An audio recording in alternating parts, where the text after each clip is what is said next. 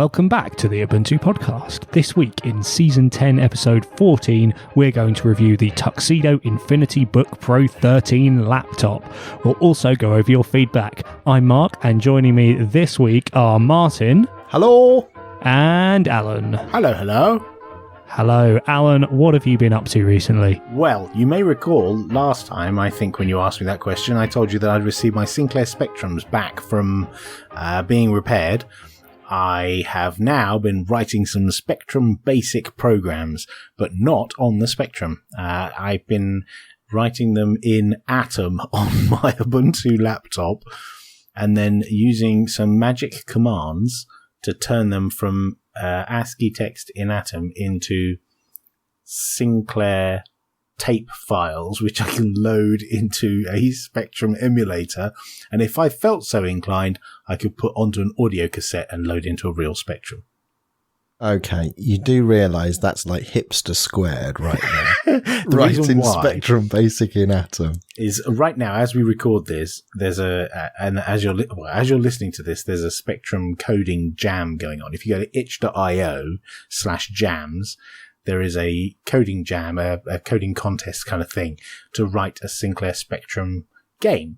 And I thought I would enter this, and so I thought I'd brush up on my Sinclair Spectrum BASIC coding, but rather than do it directly on the Spectrum, which would be slow and laborious, I thought I'd do it in a text editor.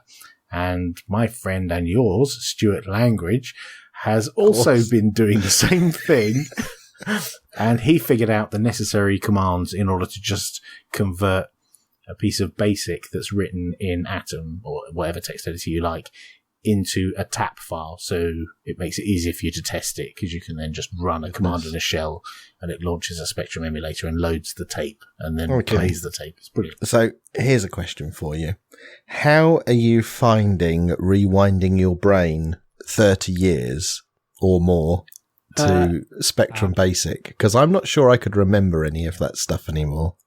Yeah, I have had to look up some commands and things, but the way of doing it this way means I don't have to worry about line numbers, because the line numbering is done as part of the translation process. So I just type all the BASIC in and use labels, and then at the point when it converts it into a BASIC program. So that's helpful. That makes things easier. I don't have to do all my line numbers in tens and then try and insert lines at 15 and 25 and then think, oh, I've missed something out. I have to insert something at line 12 or something like I used to do. So it takes the lines from the line count in the editor? Yeah. Oh, that's quite handy. And also sets all the go subs and the go tos correctly based on the labels and stuff. It's really, really very cool. And that's what I've been doing. Cool. Mark, what have you been up to?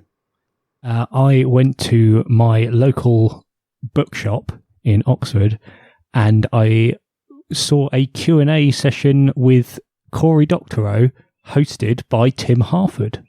Oh.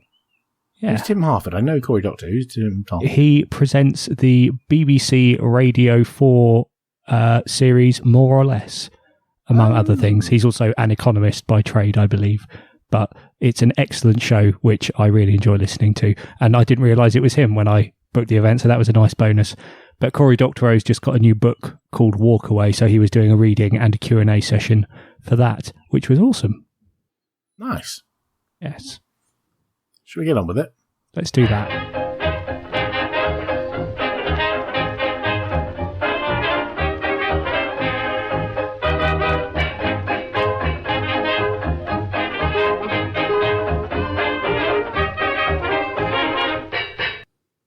Turns out there are insane people on the internet who send us their hardware for us to review, and they keep doing it. So they sent us another one, and Martin's looking at it this week. What is it, Martin, and what's your review? Okay, so this week, a company called Tuxedo, who are based in Germany, have sent us their Infinitybook Pro 13 laptop for review. And this laptop comes with many different Linux distributions. You can choose which one you want installed by default, and somehow they'd figured out that I might have something to do with Ubuntu Mate, so that's what was pre-installed on mine.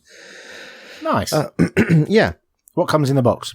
Well, actually, first impressions are really good. So it comes in a brown cardboard box, and inside that there's this glossy white Tuxedo branded box, and you open that box, and inside there's a Linux magazine, happens to be a German publication, but nevertheless magazine.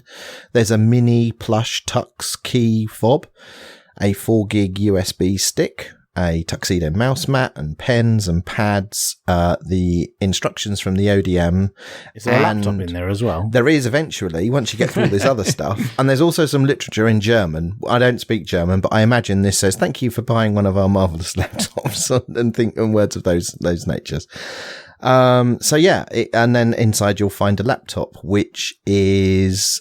this is an Ultrabook style laptop. So it's a 13.3 inch screen. So that gives you some idea on the size. It has the logo for Tuxedo on the laptop lid and on the super key on the keyboard. It's not a sticker. Ooh. It's actually a Tux logo. So not an Ubuntu logo or anything, but a Tux. So no Windows key. This is actually a properly branded keycap. Correct. Shut the front door. I know. What about hardware?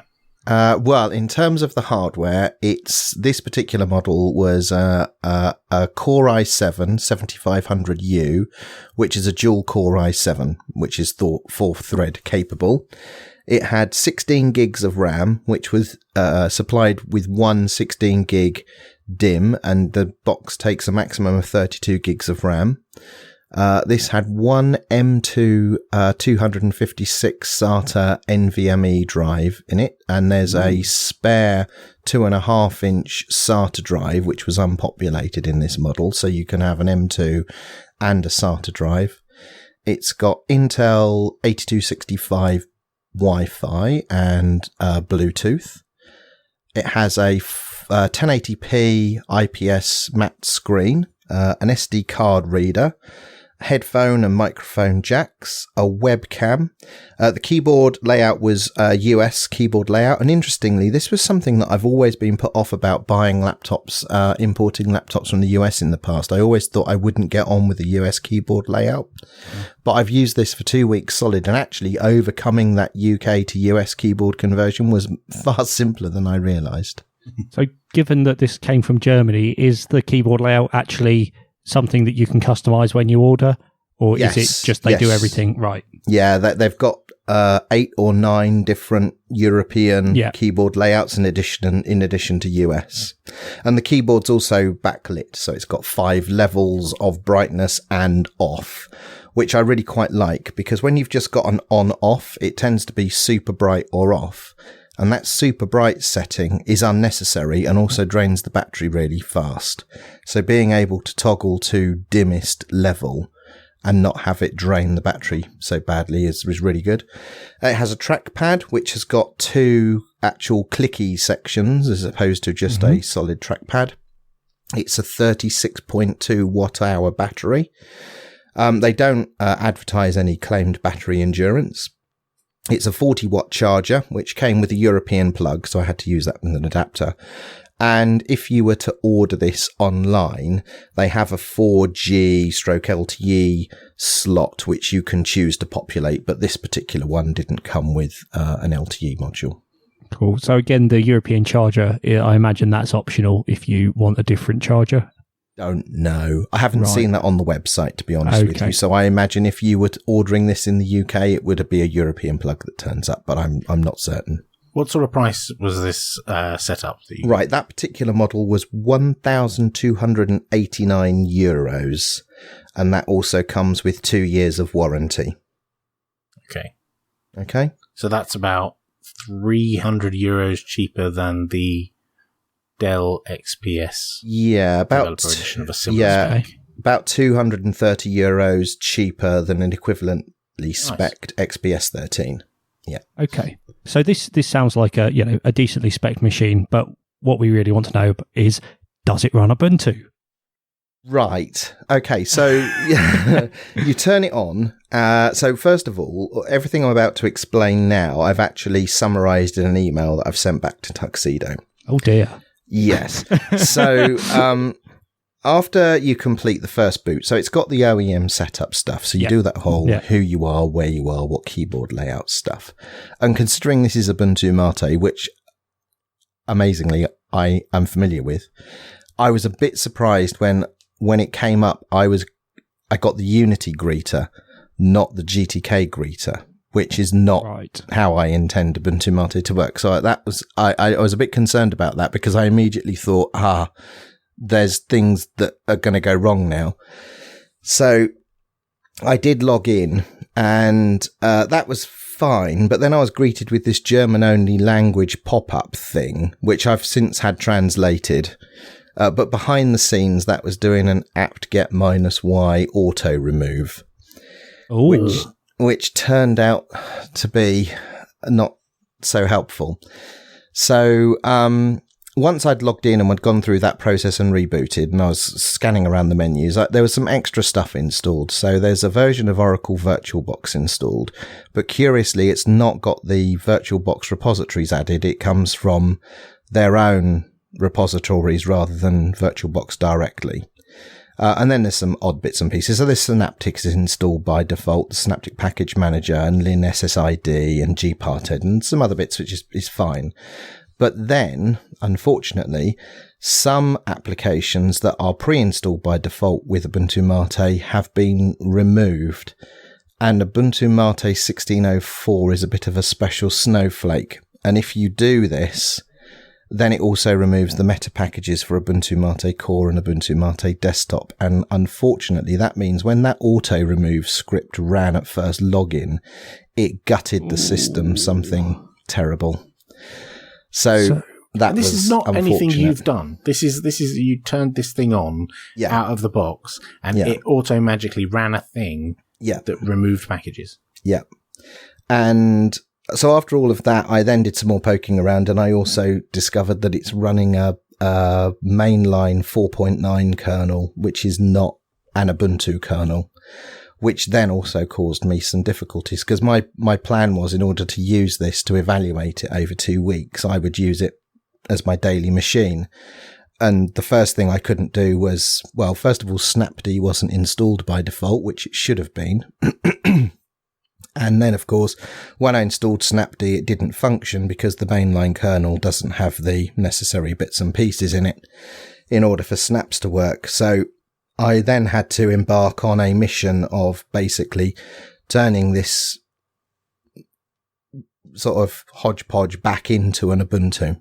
Right. So basically what you're saying here is, while it's sold as having Ubuntu Mate pre-installed, what you're getting isn't really what we would know as Ubuntu Mate. It's their own OS where they started with Ubuntu Mate and have done customizations. It's their own customization based on Ubuntu Mate. And that in itself, okay, fair enough. But without the Ubuntu kernel, you can't really claim it's Ubuntu. For example, it wasn't just snaps that didn't work. You know, in my past life, I used to do a lot of stuff with servers and containers, and the fact that Docker and LXD didn't work either was kind of a problem. So the out-of-the-box software experience wasn't the best. Okay. So generally speaking, it sounds like the hardware is probably quite a good selling point, but the software as it comes at the moment isn't so good. We did have quite a few questions from our Telegram channel. That's ubuntupodcast.org/Telegram. About the quality of the hardware and how pretty it is. So how would you just generally rate it as a, if someone sat down next to you in a coffee shop and they had this, would it catch your eye, do you think? If I rewind a year ago, probably I'd be more impressed with it than I am today, because my comparison points today are the Dell XPS 16, the XPS 15, and the HP Spectre 13. And it doesn't look as good when it's alongside those kinds of machines. So one of our measures here is the Stuart Langridge, measure of prettiness, which is, will he want to buy it when he sets eyes upon it? This particular model, I think that's unlikely. This is more utilitarian than beautiful. It's not ugly by any means, and it is an Ultrabook, but it is not pretty or beautiful like the HP XPS 13, the Dell XPS 13 or the HP Spectre. And what sort of material is it made out of? Is this a solid metal thing, or is it sort of flimsy plastic? Well, there is plastic. There is mostly metals and plastics, but the laptop screen flexes a fair amount, and just by opening it one-fingered, it did slightly separate the bezel from the metal outer, which I was able to click back into place. Okay. The body itself is very rigid, and there's no flex in the palm rest area. So I'd say that the build quality is mixed, depending on whereabouts on the laptop you're looking. Like, it's got an Ethernet port, and it's a flip down extender port, and that's not the best. And whilst we're on ports, it's got HDMI, it's got a mini display port, it's got USB 3, one on each side, and it's got USB-C with Thunderbolt, which is on the right side. It's got that Ethernet and no docking station, though I know somebody asked about docking station connections. None of those.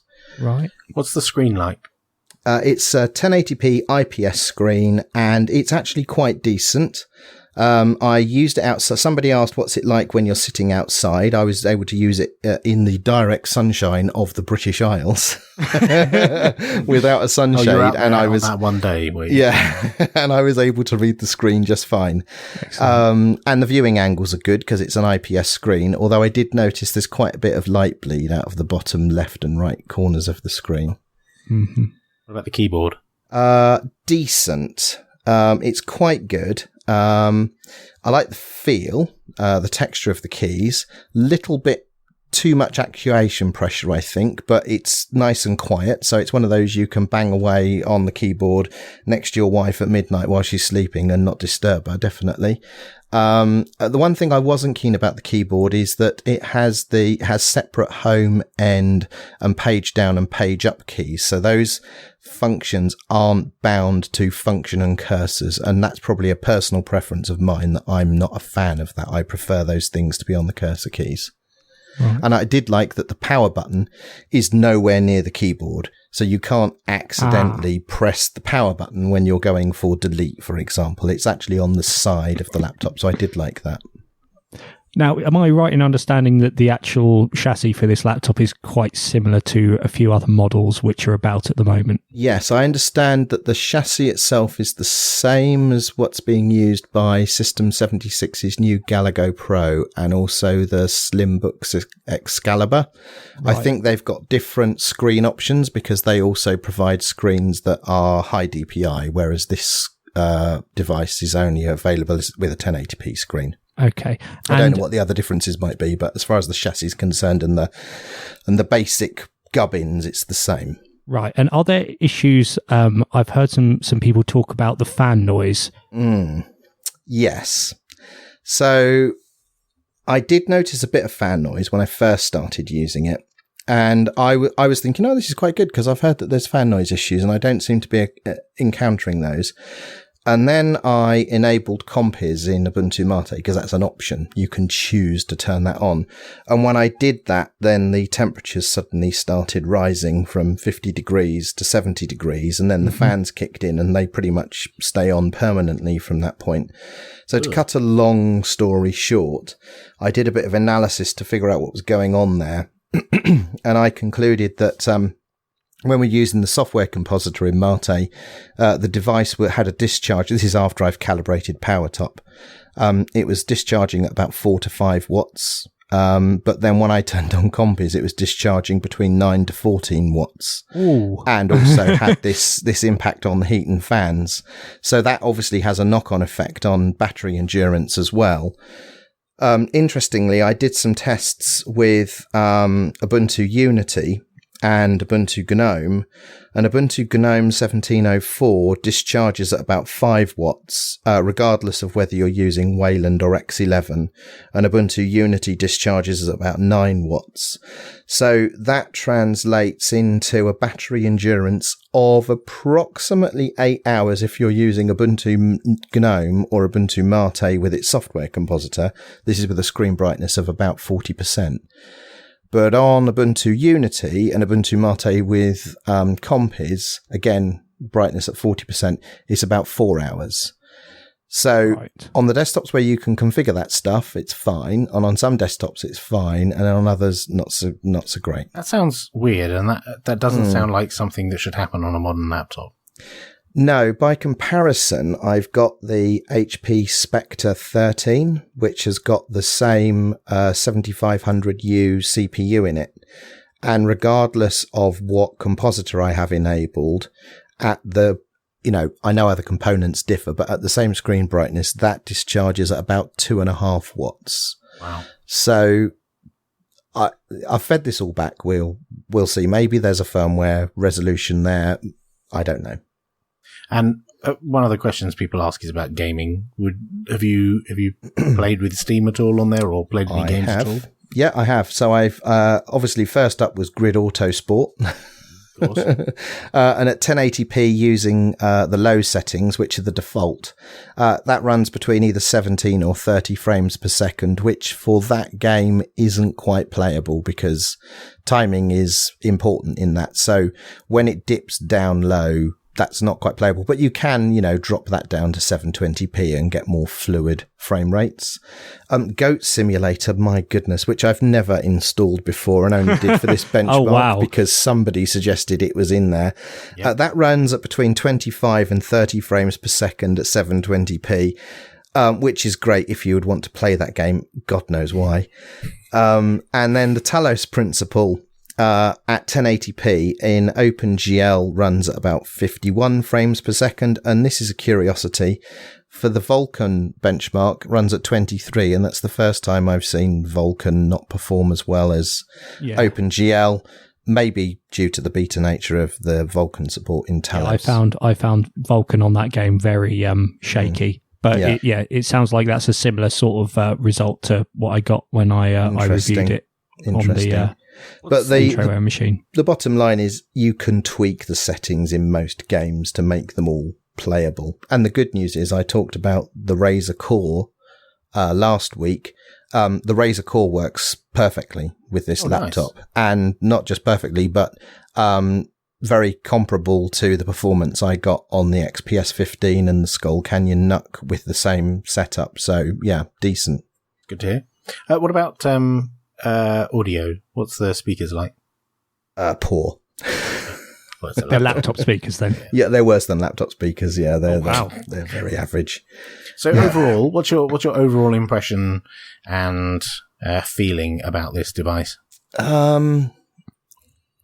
Well, I'm kind of conflicted. There's a lot of cool technology stuck in this case, but I see that devices like this are being pitched against the likes of the Dell XPS 13, and I don't think that is a fair comparison. I think that the Dell XPS 13 is better in every regard. But if you are a supporter of organizations that only support Linux on their devices, then yes, this is kind of the best of those devices that you can get right now. And if you're somebody who wants to buy it, so they have an interesting service where they'll sell it a dual boot Windows and Ubuntu. So it will arrive to you with both of those set up as a dual boot. That's a useful service, but then degraded by the fact that you're probably going to have to reinstall the Ubuntu part of that anyway in order to actually get Ubuntu rather than what they've created.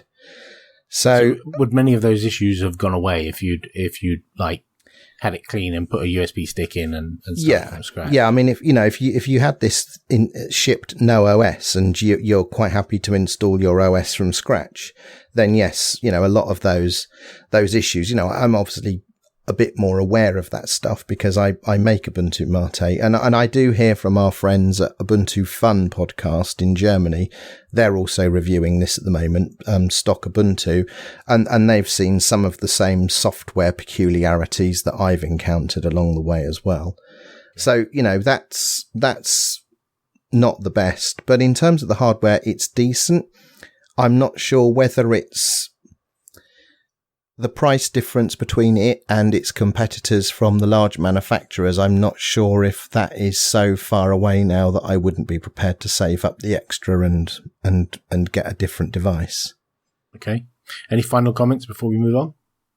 No, I think that's it. I mean, I know that people were interested about fan noise and battery endurance and what have you. I think we've covered a lot of that. Yeah, I think we've hit all the main points. And thank you everyone who suggested your questions for what we should try and cover in the review. Absolutely, and thanks to Tuxedo for sending us the Infinitybook Pro 13. Are you looking after your bits? If you are, help your fellow listeners keep their bits safe too. If there's a VPN or privacy service that you've found useful, email your virtual private love to show@ubuntupodcast.org. And now we have a virtual private love for you. Oh, that sounded weird. The one we're going to bring you now it's not quite a VPN. They call themselves better than, not a VPN, if you like. And that's called Lantern. So the software is called Lantern. You can download it for multiple platforms, including Linux, and it's quite easy to set up. You download it from their website. It's also available on GitHub. It's open source, so you could get it and you could build it yourself on your local machine from upstream source code.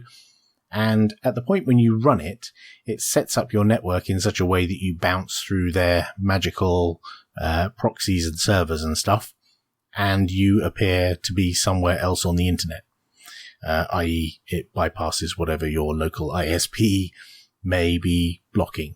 So for me, personally, I tried this out because my ISP was blocking access to something.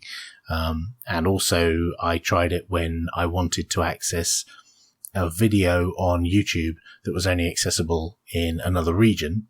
And all I did was just start Lantern. As soon as you start Lantern, it opens a web page on your local machine, which is like a status page that tells you, okay, Lantern is running, and you get a little radio light kind of thing that says it's on.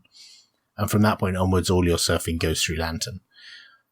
And it worked. I was able to bypass my ISP, and I was able to access American TV shows on YouTube. And when I was finished, I just closed Lantern. It gives you a little indicator in the top of the screen. I just closed Lantern, or you can just like disconnect it, and then all your traffic is back to normal. It's stupidly easy to use. And if you want to try it, then you can go and get it from their website, which I think is Get Lantern. One thing that I sort of took an issue with Lantern when I first saw it, because the first thing you see on their page is the phrase better than a VPN. Now, I think the key about Lantern is it's better than a VPN if what you want is accessing geo-blocked content. So if you want what a VPN provides specifically, which is an encrypted link between one network and another network, it's not better than a VPN because it's not a VPN. But what it is better at is if you just want to access stuff that you can't access because it's blocked or censored in some way, but you still want to access the stuff you are allowed to access very quickly, it's better than a VPN for that. Because if you're trying to access something which isn't blocked, then you just get direct access to it through your normal network. Right. And I think there's certainly a market for that. They've identified that. Yes, definitely. Because, you see a lot of people on media-related forums asking questions about how do I access this thing, and people will recommend various VPN services, and some of them we've mentioned in the past. Yep. And so there is a significant market for people who are non-technical and in one region, and they want to circumvent some block, and Get Lantern is good for that. Absolutely. Good for that, definitely. Absolutely. So, Get Lantern. We love getting your feedback. If you've got a comment about something you hear on the show, why don't you drop us an email on show@ubuntupodcast.org.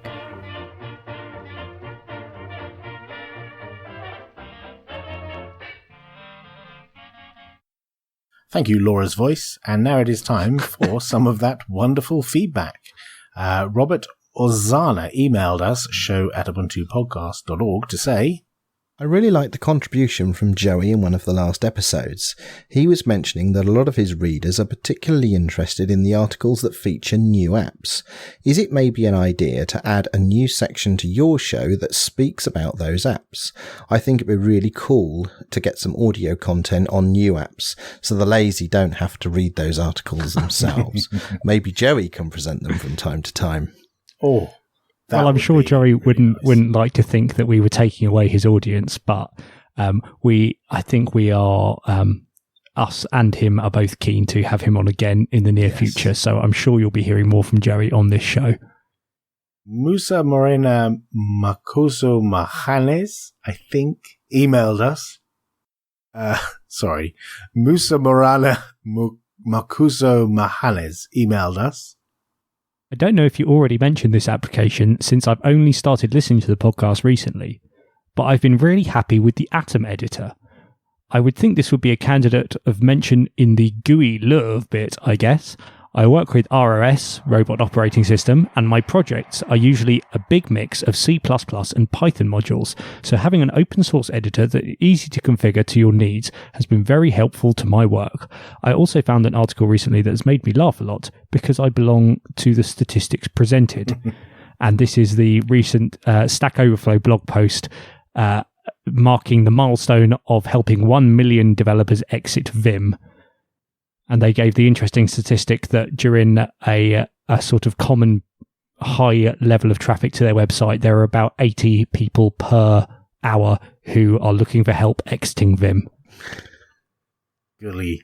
So, yes, Atom is awesome. I agree with you. I use it myself to write Sinclair Spectrum BASIC programs. But also, I like it because it has features that I like, which I discovered last week at GitHub Satellite, an event held by GitHub in London. And there was a chap talking about, what's his name, Martin? Phil Hack. That's it, Phil Hack, who's the head of desktop apps at GitHub, was talking about Atom. And one of the new features in the latest release of Atom is making it easier to manage your GitHub repositories inside the editor. And as someone who semi-reluctantly uses GitHub quite a lot at the moment and sits in Atom most of the day, I thought this was a brilliant feature. So, yeah, good to see. Ken Fallon emailed us. I would like to bring to your attention that the music played at the end of episodes 6, 8 and 10 contain renditions of music that are not compatible with the Creative Commons Attribution Share-alike license. Well, I'm happy to say that these days we live in an enlightened liberal democracy which allows exemptions for copyright for the purposes of parody, caricature and pastiche. And I'm pretty sure that what we're doing there fits well within that definition. How dare you?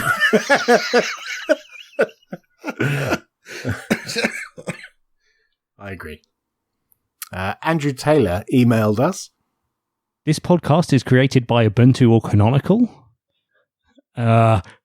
Yes and no, I think is the answer to that. It's not specifically created by Canonical. Alan and Martin both work for Canonical, but they were doing this before they worked for Canonical, and we all do this in our spare time. Canonical don't have any kind of oversight or involvement or give us any money or anything like that. So we're not just the corporate shills we might appear to be. Sorry, I may have misattributed that comment to someone called Andrew Taylor. That may not be the person who said that. So I don't know where that comment came from. Oh. However, Andrew Taylor did email us the following. Oh, last year we were treated to Mark's amazing musical talents throughout the Foss Talk live show, and I'm really hoping you are going to try and top that again this year. Maybe Mycroft could join in on the vocals and keep up the recent show bonus content going on. Or failing that, maybe we could be treated to Alan singing in the style of Mycroft. No. Ken Fallon also left a comment on our website. Maps.me is no longer in the F-Droid repo. Yeah, and I did a little bit of searching, and Maps.me have got a page on their website. It's their download page where they list all of the stores where their software is now available for download. And there's also a link there to download the APK directly if you like. Oh, nice. I didn't spot that. Nice. Robert Blank posted on our Google Plus and website. Anyone have a link to purchase the HP laptops for $189 that were mentioned at the end of the last episode? And I replied that I don't think they're shipping yet. It was mentioned on various news articles as coming later this summer. Yeah. The one I found was at TechCrunch, so probably a bit of PR. Don't know whether they're out yet. Probably not yet. Yeah, I had another look through the HP website earlier today, and there's nothing listed there yet. So I think later this summer. Larry P posted a comment on our website. Accidentally left the podcast rolling on the floor laughing. My favourite things. Great singing, by the way. Are you saying our podcast is one of his favourite things? I think so. Oh. John the Nice Guy Spriggs sent his command line love to us via email, which is now safely deposited in our vault of love. And that's all of your feedback.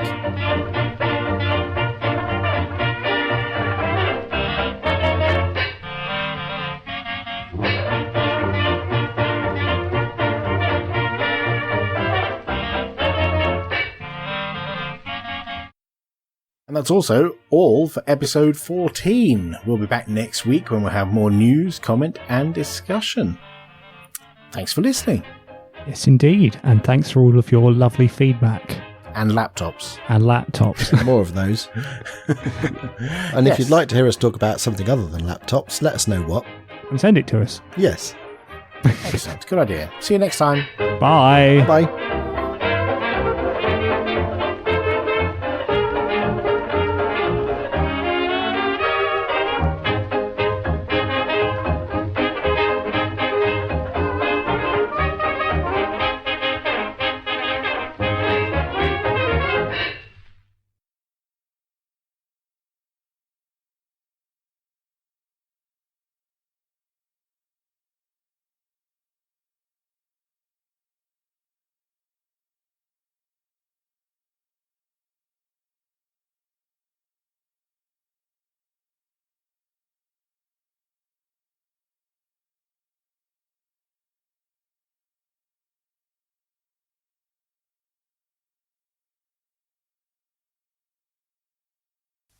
She packed my bags last night, pre-flight. 0 hour, 9 AM. On such a timeless flight.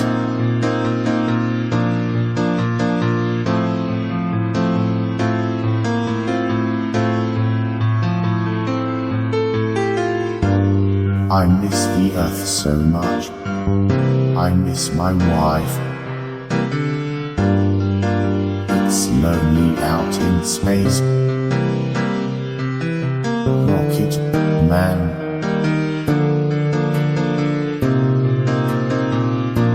Rocket Man.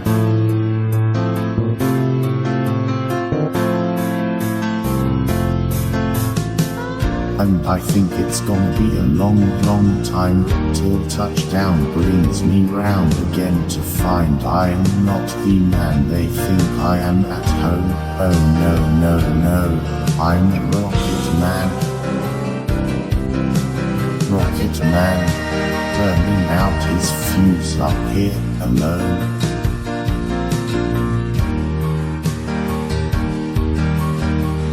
And I think it's gonna be a long, long time till touchdown brings me round again to find I am not the man they think I am at home. Oh no, no, no, I'm a Rocket Man. Rocket Man, burning out his fuse up here alone.